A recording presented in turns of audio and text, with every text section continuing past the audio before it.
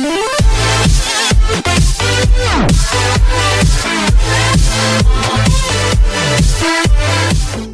scandal since Watergate. Just when you thought the FBI was done with Hillary. You know how that old saying goes? It isn't over till it's over.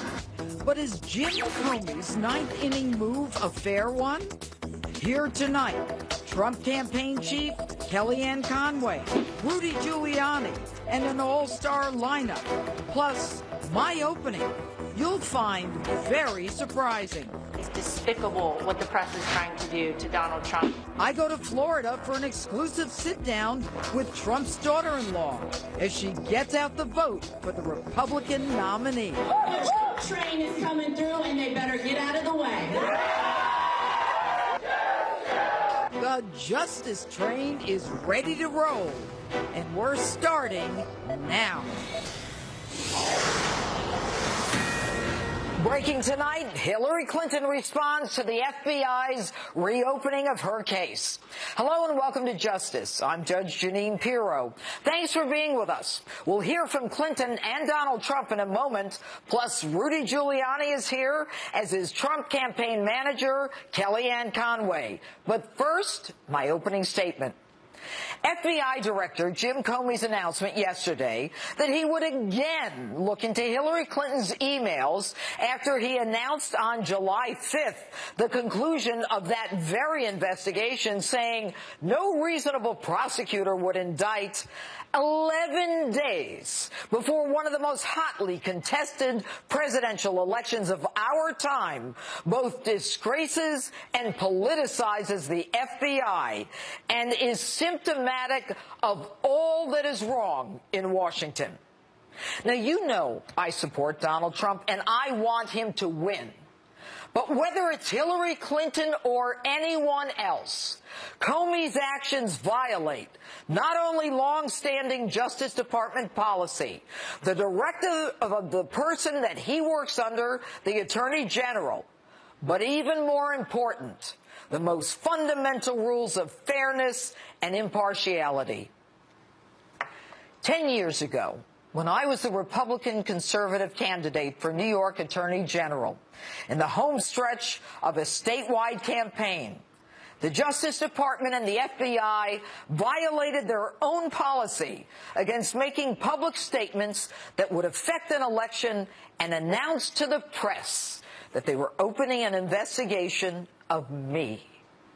It was mean-spirited, and of course, nothing came of it, except the adverse publicity cost me at the polls. What was done to me in 2006 was wrong, and what happened to Hillary Clinton yesterday was equally wrong. The Justice Department and the FBI's policy to not comment publicly about politically sensitive investigations within 60 days of an election exists for a very important reason. Announcements so close to elections have an impact. Now, this nation has already gone through an exhausting and traumatic campaign season. The FBI director should not now be front and center. One of the most revered agencies in our nation's history, now seen as putting its finger on the scales of justice, should not now be front and center. So why did he do it? Some say Comey didn't have a choice because he said to Congress that the investigation was over. Wrong. I read that testimony. Others suggest a mutiny at the FBI was underway because the investigation was never real.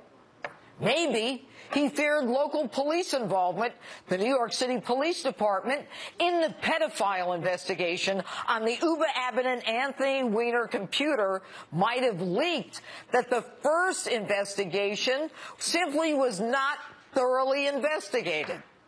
Maybe he felt guilty, needing a second bite at the apple. And 11 days before an election?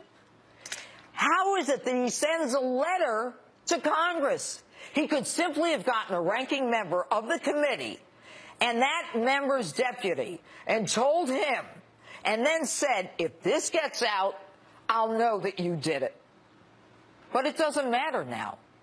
Had Comey done his job in the first place? Had he done a real investigation? Had he issued one subpoena, sought one search warrant? Had a grand jury been impaneled? Had he and the DOJ not granted immunity to every Tom, Dick, and Harry, and Uma and everybody else who walked through his office? Had they not destroyed the laptops of those without clearance to handle our nation's top secrets, we wouldn't be in this mess.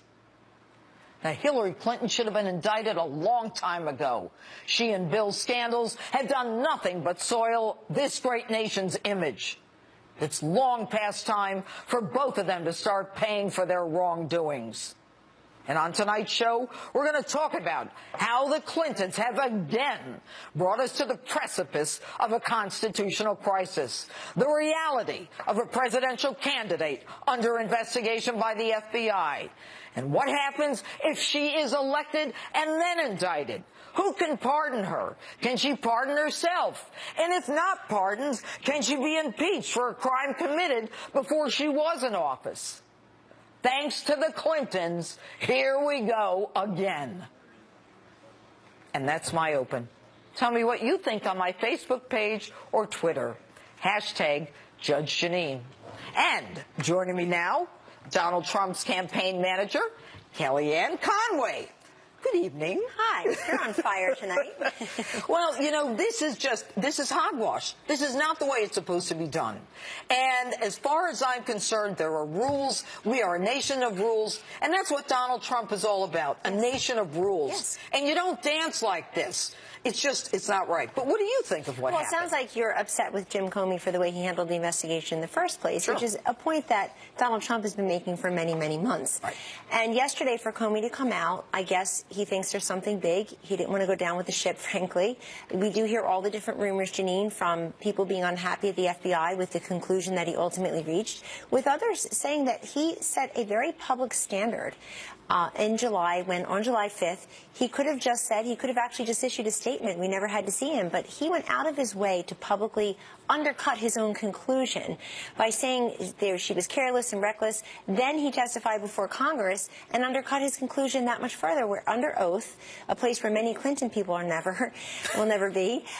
Jim Comey talked about how it's not correct that she had one device, she had 13. They had smashed the devices.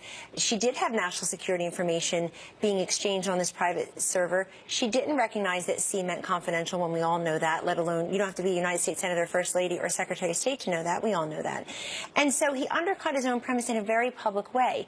But, you know, I think the last part of your statement is the one that Americans are going to focus on now before the election, which is, do we really want more of the never-ending Clinton scandalabra? Do we want to take the chance to put somebody in the Oval who then will bring us all through this continuing nightmare? We saw that when Richard Nixon was elected. Then we went through the awful nightmare of Watergate afterward, and you know what happened. But the fact is, the undecided voters right now, they've decided they don't want to vote for Hillary Clinton. There's nothing they're going to learn about her positively in the last 10 days that's going to say, you know what, I don't think she lies for a living. I do kind of like her. I do trust her. This doesn't help her among those undecided voters, many of whom are independents. Independents are twice as likely to be undecided as the average voter right now. Right. And they're independent. Why? Independents and moderates are not the same. Independents call themselves independents because they refuse to pledge allegiance to either party. They've declared their independence from both parties. They don't much like Washington. They hate politicians, and they hate exactly what you just described. But those independents, aren't they already convinced that, look, she was wrong with that email thing, and nothing that Jim Comey did yesterday is going to change their minds? No, if that were true, then her trustworthy and honesty numbers wouldn't have gone up. And they are now actually, what? Oh, they're stratospheric. I mean, in some polls, they're 60, 63, 64%. Her majority of Americans don't like her, they say. They find her to be unlikable. I sympathize. But it's an even higher number among the people who say she's not honest and not trustworthy. That's about 15 points higher than the day she announced. Usually your numbers improve. So Jim Comey deciding, quote, not to prosecute her did not help her. And I would posit to you, everything he said in and around that conclusion, undercutting his own conclusion, also did not help her honesty and trustworthy numbers. Right. And it was clear when he was under oath in Congress. I mean, he was torn to shreds. Yes. I was embarrassed for him as a prosecutor. I was embarrassed for him. But how should Donald Trump handle this? The way he's handled it yesterday and today. So since this news broke, he's had 6 rallies in 5 or 6 different states. And each time he raises it, he says there's breaking news, or you may have heard they have reopened, or I guess they have a separate investigation. And he mentions Huma, he mentions Anthony Weiner, he mentions how prescient he was, he mentions how prescient he was. In light of that, I'm going to stop you right there. It's really amazing. You know what? This guy's always ahead of the trend. I'm telling you right now. I want our viewers to know what you and I are both talking about. I'm going to ask for that sound. But then he moves on. I want to tell you, then he moves on. This is important. He spends a couple of minutes on this, and then he moves on, because our message is still what it's always been. This whole week we've been trending up in the polls. Okay, we have the sound. Let's listen to it. Her number one person, Uma Abedin, is married to Anthony Weiner, who's a sleazeball and a pervert. And I'm not saying that. I mean, that's recorded history, right? I don't like Uma going home at night and telling Anthony Weiner all of these secrets, okay? Talk about pressure. I remember that day. How dare she say the guy doesn't have good judgment? Yeah. She's got horrible judgment. She gives her assistant, who, by the way, isn't entitled to have classified information, right. All right, who is living with this dirtbag, pervert, pedophile, alleged pedophile, for those of you offended, and he has access to that, and then she says, I have the judgment. Are you kidding? Well, I remember that day explicitly, and I remember having conversations with other senior staff members and Mr. Trump where he raises this. He's always ahead of the curve. This is 3 months ago. He's the guy who put immigration and trade on the map when others wouldn't talk about it. He's the guy, he says things, and then people see they come true. But I wanted to say something. He's not pushing this too far. And the reason is people will make up their own minds. They know who Hillary Clinton is. They see her team on total defense today and yesterday. And what did Clinton and her team do today? They do what they always do. They shot the messenger. They did a hit job from stem to stern on Jim Comey today. It's his fault. And I'll tell you, when it's the FBI, not the RNC, not the Trump campaign doing this, when they don't have the vast right-wing conspiracy or the Republicans to blame, they're completely out of sorts, because now they have to attack someone who's supposed to be independent and nonpartisan as a partisan hack. The other thing I want to say is, if you listen to Trump's message, it's very clear. He's still talking about renegotiating bad trade deals, creating 25 million jobs over 10 years, and he's very much on Obamacare. He's quoting the specific premium increases that are going to affect you in your state. These are winning messages. You see the ABC News Washington Post poll? 2 points, 12? 12 minus 12, now it's 2. I predict it'll continue to trend our way. Quick question before we go.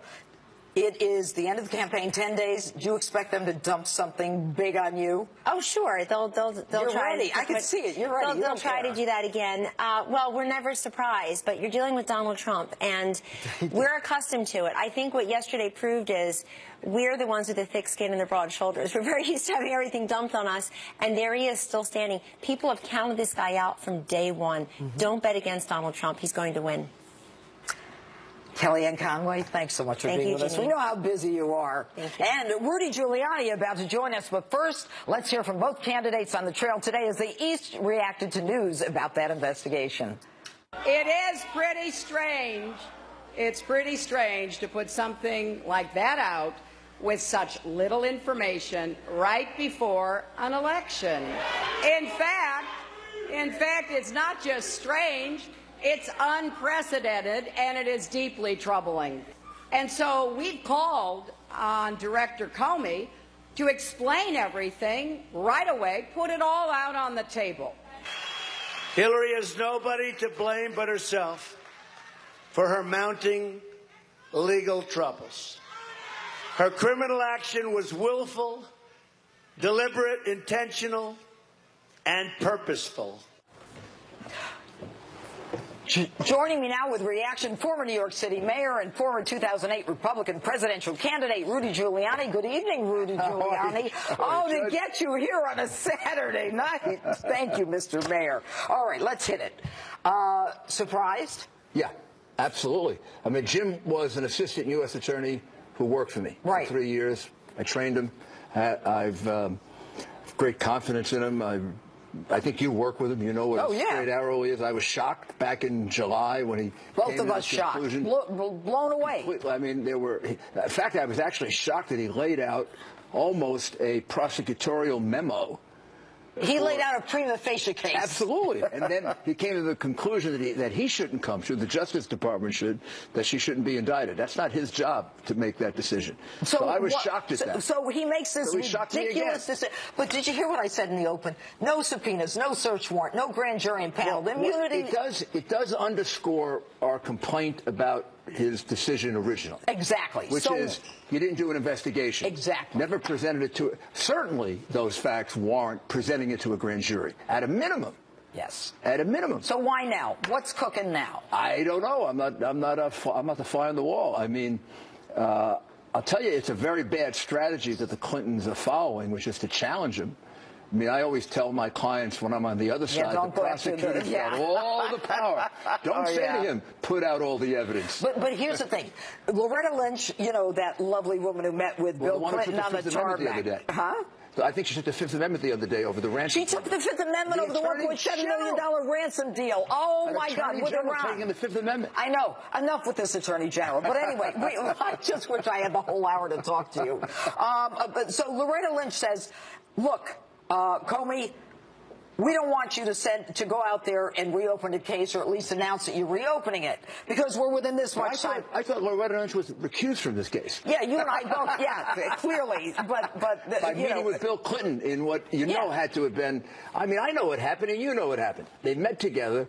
Loretta Lynch told Clinton was probably annoyed, wanted it over with. Yes. She said, "Don't worry, it'll be over with in a week." Yeah. In a week, over the weekend, they interview her. 2 days later, the report's written. Yeah. That report had to have been written 2 weeks before. Not only that, within a week of that, Hillary Clinton comes out and says, if I'm elected, Loretta Lynch will be my Attorney General. If this isn't corruption per se, it doesn't exist. But let's talk about the fact that Loretta Lynch supposedly recused herself, obviously never did, but now she's upset with Comey.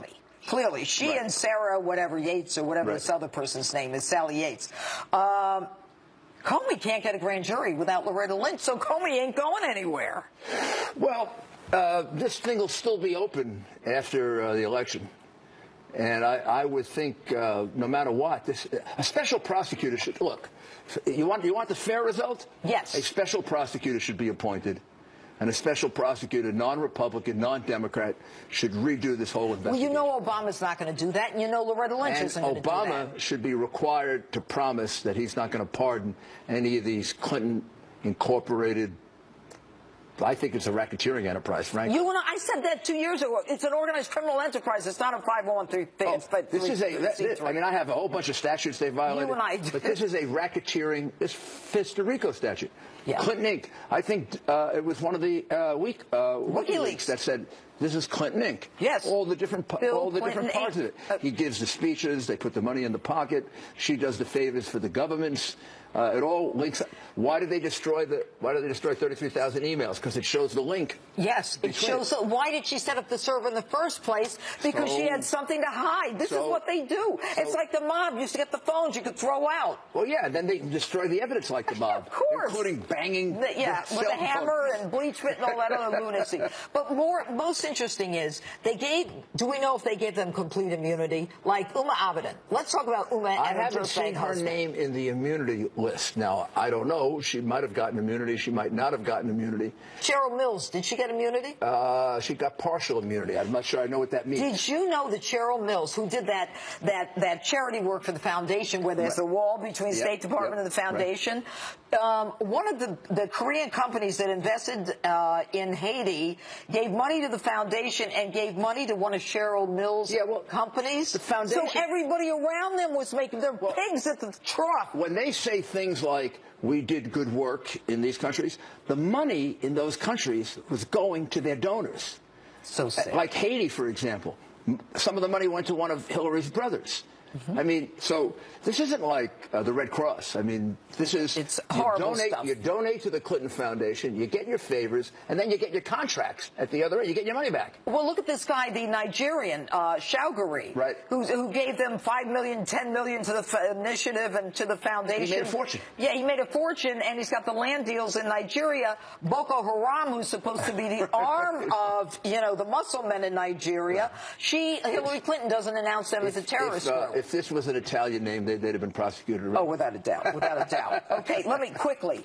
What is the next step? Do you think Comey says anything in the next 10 days? I think they're challenging Comey to now explain to us what was so serious about all this. Do you think he says anything? I think so. I think not. I think he's gonna stick it right in their face. They shouldn't be wishing for this. Okay. Comey didn't do this because there's nothing. One thing he is not is unintelligent. Oh, he is a smart man. So that we know. Whatever caused this is something very serious. Mayor Giuliani. America's mayor, thanks for being with us. And we're just getting started. CPAC chairman Matt Schlapp, Democratic strategist Marianne Marsh are on the panel tonight ready to beat it out. But first, Jim Kallstrom, former assistant director of the FBI, is on deck, and he's fired up about Jim Comey and how it's going to affect the case. Justice rolls on. Stay with us.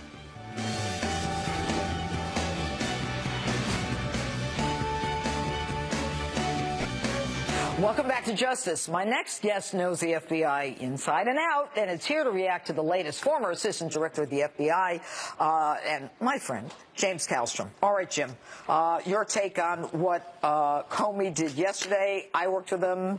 He was an AUSA when you were in the Bureau. He was a young USA. We all worked. Yeah, I know Jim, and I recommend him to be the U.S. Attorney to Judge Kentucky. Really? Yeah. I always had a high opinion of him, but you know, he just hasn't had the intestinal fortitude to fight the politicians, the rabid, politicians in Washington. But you know what, Jim? He came in, and everybody referenced the fact that, when Ashford was sick, he ran to the hospital and all that crazy stuff, that he had this fortitude. Yeah, there wasn't that much heroism in that. Really? When you look at the details of it. But, I feel a little bit bad for him because, he built this broth, and he put these ingredients in it, which, in my view, was not an FBI investigation. Since when do you have a major investigation when, as Rudy said, no grand jury? Oh, it's crazy. No subpoenas, no warrants. I mean, it's crazy. Yep. And what they left on the table, the top secret documents they found. People go for life in prison at Leavenworth for disclosing one top secret document. She had multiple ones. Code word documents. It's as sensitive as you can get. But Jim, you know what? We don't even need anyone to count them for us. The woman didn't have anything other than that personal server. But what I'm so saying what was she talking about? But what I'm saying is they already had and left on the table top secret documents, obstruction of justice, destruction of evidence, conspiracy, perjury. I mean, so why did he buckle? He buckled because I think the House, in particular, and the Congress is rip shit, excuse my French, with him. And he feels, I guess, I'm trying to figure out why he did it, but he thinks he had some necessity to tell them, but he certainly could have told them in private. Yeah. He could have gone up to the head of the Judiciary Committee in the House and the Senate and told them. So I don't know why he made this thing, and he's trying to put some ingredients in this brew we talked about. Yeah, but we're going to not say any bad words about this brew. Yeah. But what about when you were in the FBI, did you ever get a memo from the director explaining things away? I've seen a bunch of memos that he sends to his staff, which kind of suggests to me, explaining his own actions on this case, that there's a morale problem in the FBI. Judge, there's a major, major morale problem. I mean, it's like a boiling cauldron.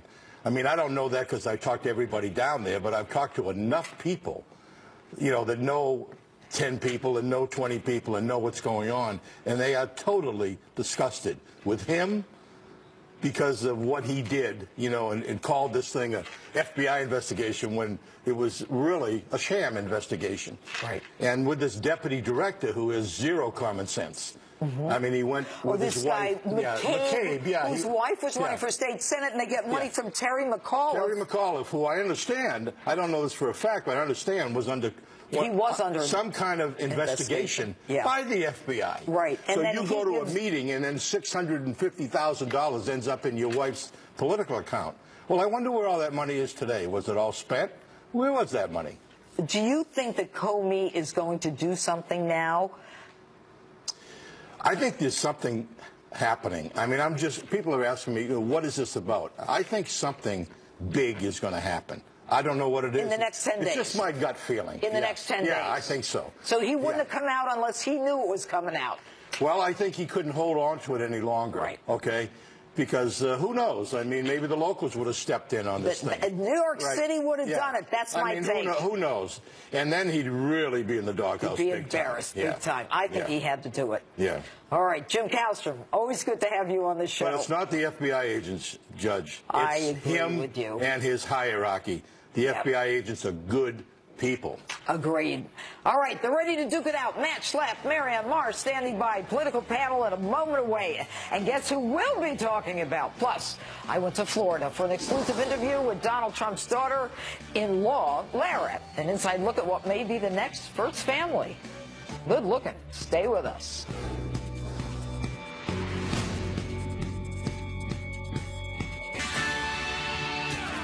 Good evening and live from America's News headquarters, I'm Jackie Ibanez. Shiite forces have joined Iraqi troops in the fight to free Mosul from ISIS. Saturday morning, Shiite militia fought to surround Mosul from the west. Meantime, Iraqi forces, backed by U.S.-led airstrikes, drove ISIS from the town of Shura, located just south of Mosul. Today's push comes as the mission to liberate Iraq's second largest city is now almost 2 weeks old. That operation could take months to complete. And new details about the death of Miami Marlins pitcher Jose Fernandez. A toxicology report released today says Fernandez had alcohol and cocaine in his system when his boat crashed into a Miami Beach jetty. According to the report, he suffered blunt force injuries to his head and body. The cause of death was listed as a boat crash. 2 other men were also on board and died in the September 25th crash. I'm Jackie Ibanez. Now back to Justice with Judge Jeanine.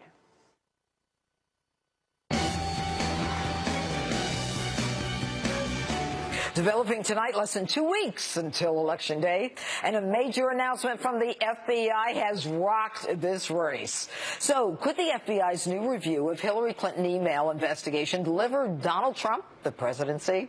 Let's ask my all-star panel, CPAC Chairman and Republican strategist Matt Schlapp, and Democratic strategist and principal Dewey Square, Marianne Marsh. All right.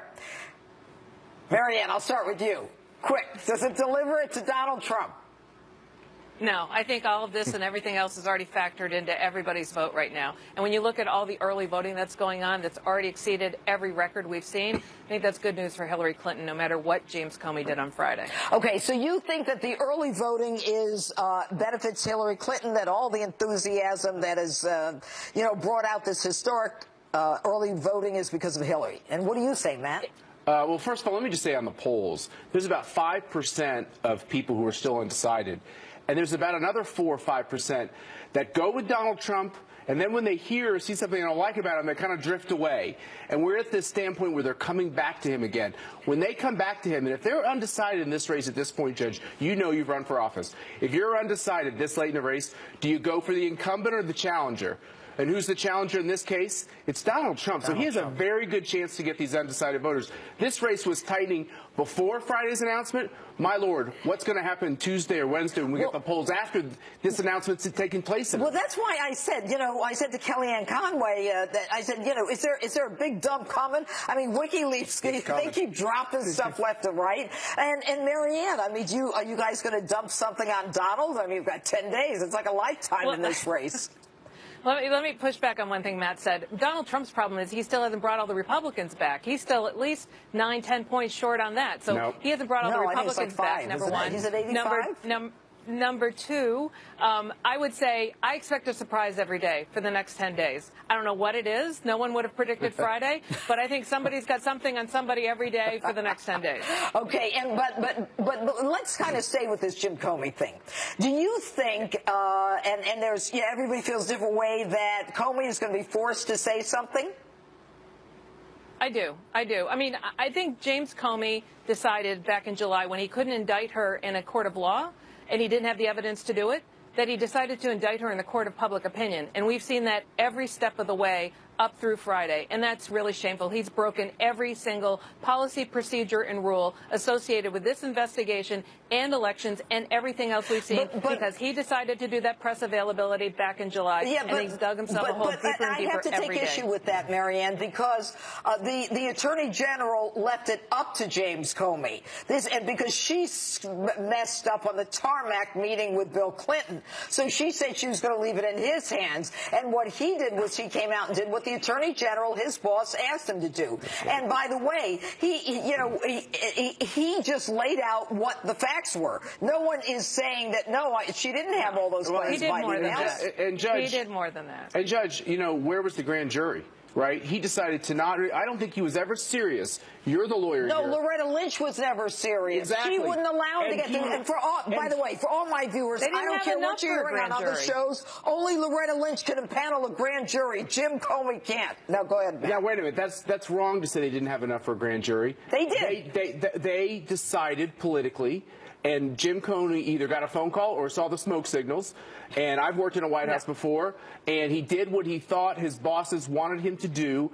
And now Jim Comey is looking at the scenario of all these WikiLeaks, all this smelly stuff, including the $500,000 check that was written to one of his associates at the FBI's wife who ran for the state Senate, and he realized, oh my Lord, Matt. My reputation now. The FBI's reputation is destroyed. That's exactly right. Let Marianne answer. Here's what I think happened. I think Comey wanted to indict her.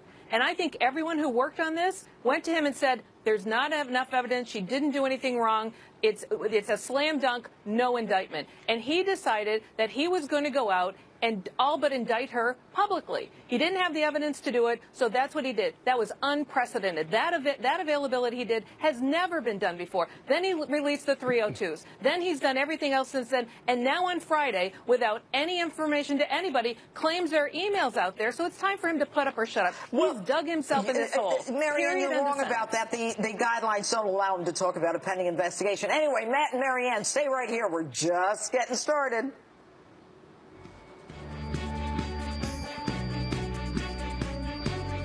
Plus, every story, every 15 minutes. Fox News headlines 24/7, Channel 115.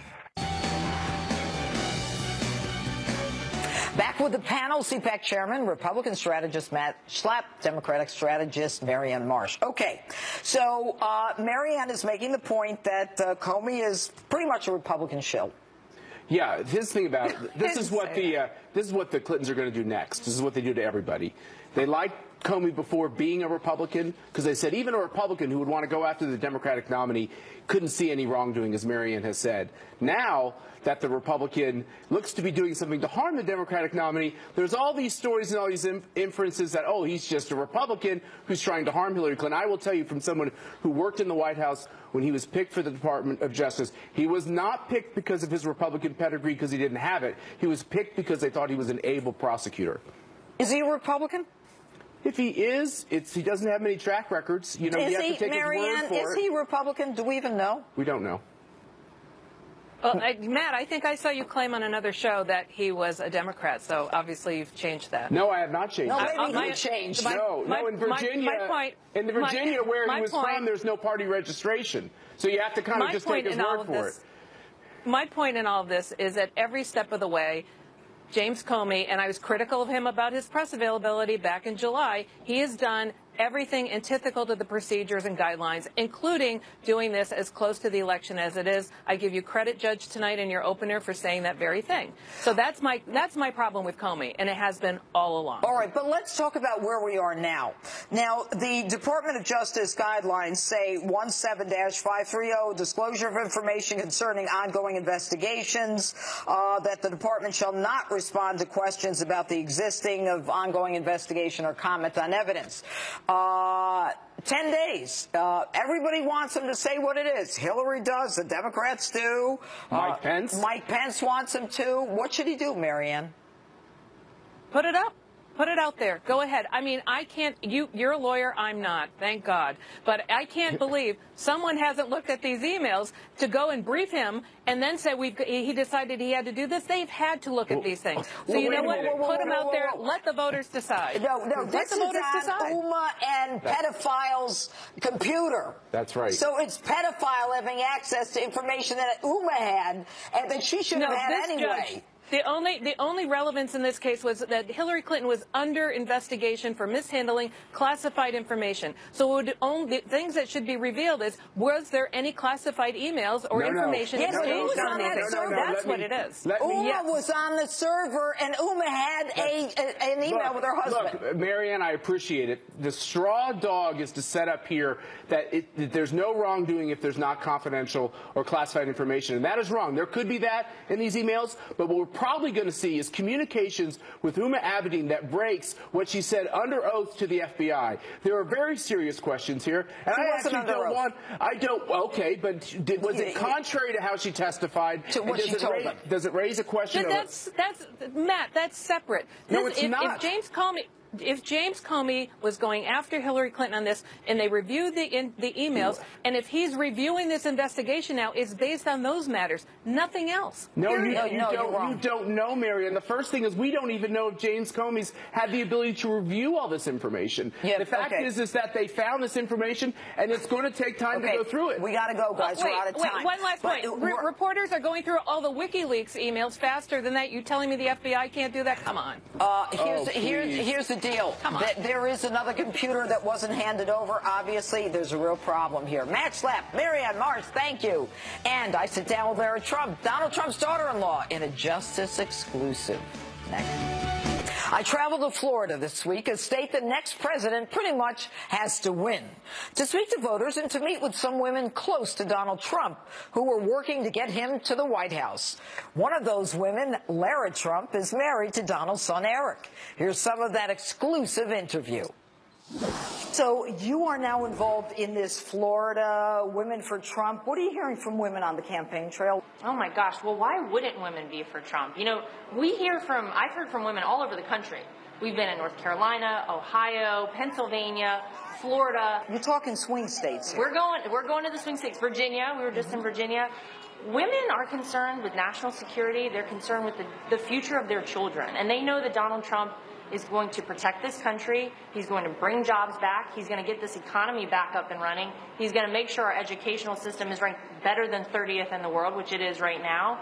And they know that this is a man who gets the job done. If there's anything you can say about Donald Trump, his track record will show you when he says he's going to do something, he does it, and they know they can trust him. Do they ever ask you about the allegations that that we're hearing about over and over in the press? I gotta tell you, every woman that comes up to me says, we don't believe it. We don't buy it. We know what they're trying to do to him. We love him. This is our man. They really do not ever bring it up to me. If they do, they say it's despicable what the press is trying to do to Donald Trump. He's a good man. We know we can trust him. We know these are all, baloney, bogus allegations. I know Donald Trump, the father. I knew Donald as he was raising the Donald Jr., Eric, your husband, and Ivanka. But you know Donald as a father-in-law and as a grandfather. What is he like? He's actually more normal than I ever thought possible, to be honest with you. It's intimidating anytime you are introduced to your future in-laws or who you think could be your future in-laws when their last name is Trump. That is extra intimidation. But the first time that I actually met Donald, I was pleasantly surprised by how personable he was, how engaging he was with me, how down to earth he really seemed. And he's a funny guy. I mean, you've known him for long enough to know that. I'm always impressed, especially at family dinners and Thanksgiving, Christmas dinners, how he involves the whole family. He's a great storyteller. We really do have pretty normal, exciting, fun family dinners, and I love it. Does it frustrate you when you listen to what's going on in the press? Well, it's always frustrating when you know it's a lie, and that's mostly what people hear out there. It's lies, and you're exactly right. Donald Trump is a man who has always cared about family, and every event, he wants everyone to be involved. At Thanksgiving, we always have the extended family there. Both of his sisters and their families are always there, and we have a large table, for sure, but that's how it should be, and that's how he wants it. Just a few minutes ago, you were talking about your husband, Eric, and the fact that when he was 22 years old, he actually started a charity foundation. I mean, what kind of a man is Eric? Oh, my gosh. I feel so lucky to have Eric Trump as my husband. for so many reasons. One of the first things that really impressed me was the fact that he is so extremely down to earth. There is not a pretentious bone in Eric Trump's body. And you know, like you heard, this is a man who felt like the world had given him so much at such a young age. At 22 years old, Eric said, I really want to do something good in the world. And he started the Eric Trump Foundation to help kids with cancer. And in fact, he's such a humble guy that when I first met him, I didn't even know about it. He started it the year before we met. And it was almost like he didn't want to toot his own horn to say, look what I did. He's such an incredible person. I feel so lucky to be married to such a great man. And you know, on the show, I remember his saying that 100% of the proceeds go to the kids. It's very important to Eric. The low expense ratio of the Eric Trump Foundation is something he's always worked so hard for. I mean, he works his hardest at the Eric Trump Foundation, and I've seen him negotiate for cents off of a price, pennies off of a price, just because he knows that that's a penny more that could go to the kids of St. Jude. And it's really disappointing to see how other charities out there are run. And I use charities very loosely because we see the Clinton Foundation, and it's disgraceful, quite frankly, that they could be categorized in the same space as the Eric Trump Foundation, because that is so despicable, the way that they have run things. They have a 91% expense ratio. No one really even knows what their money goes to. And Eric works so hard to keep the money going directly to the kids, and that's how it should be. Big news about tomorrow night's show next. Day. That's it for us tonight. Tune in tomorrow night for a special Sunday edition of Justice at 9 p.m. Eastern. Among my stellar guests will be Eric Trump and General Mike Flynn. Remember, friend me on Facebook, follow me on Twitter and on Instagram at Judge_Jeanine. Thanks for watching. We'll be here tomorrow night. Greg Gutfeld is next.